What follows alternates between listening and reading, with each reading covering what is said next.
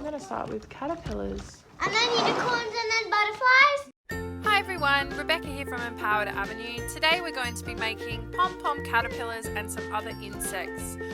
For this activity you're going to need super glue, an assortment of pom-poms and some pipe cleaners. And because we're using super glue, this one will require an adult to help. The first step is to collect your large pom-poms which are going to make the body of your caterpillar. Once you're happy with the body, start collecting the pairs of little pom-poms which are going to form the legs. Once you're happy with all that, it's time to start gluing.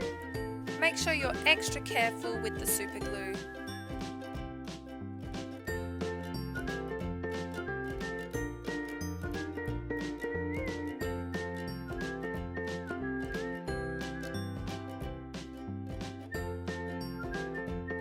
Once you're happy with the body, it's time to move on to the antenna.